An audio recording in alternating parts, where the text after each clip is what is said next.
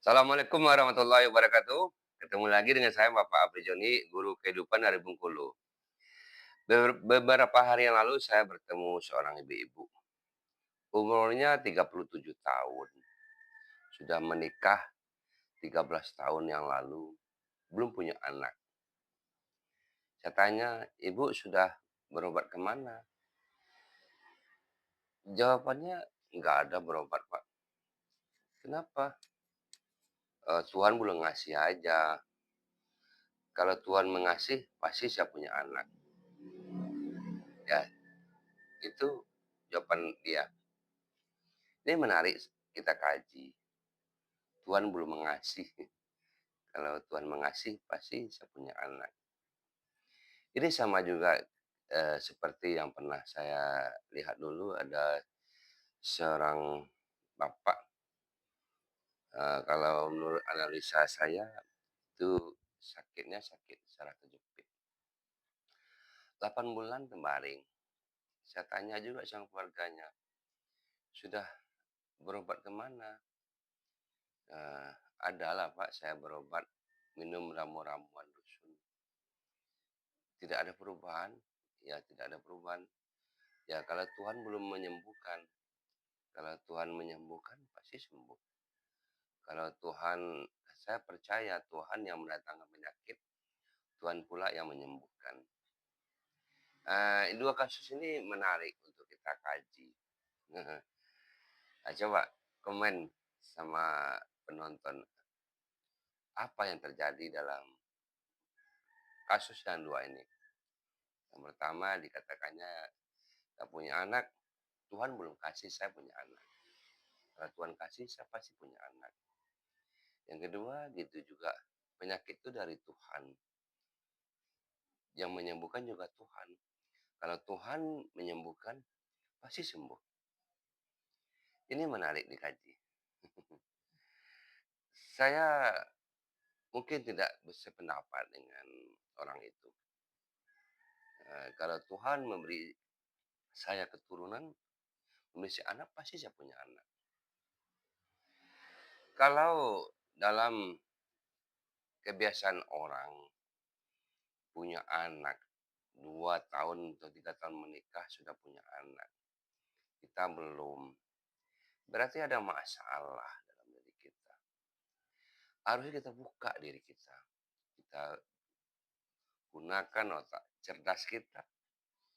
Tidak bisa semuanya dipasrahkan ke Tuhan. Jadi kalau sudah 13 tahun menikah, nggak punya anak, nggak ada juga usaha, dikatakan Tuhan belum mengasih. Kalau saya begitu, ketika sudah 2-3 bulan nggak menikah, nggak punya anak, ada masalah pasti.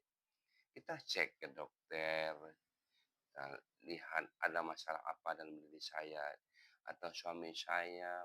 Kalau ada yang salah, diperbaiki, diobati. Bisa juga dengan terapi seperti saya ini datangi, bisa saya lihat ada masalah di mana. Di dokter juga bagus, semuanya bagus. Yang penting di sini adalah ada namanya usaha. Kalau tadi namanya pasrah. Pasrah. Semua diserahkan ke Tuhan. Bagus.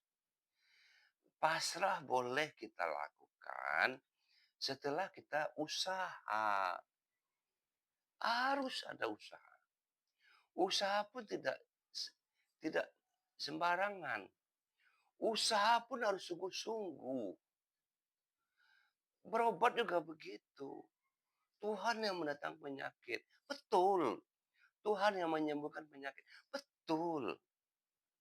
Tapi kita ditugaskan berusaha. Ikhtiar. Sungguh-sungguh. Baru sembuh dia.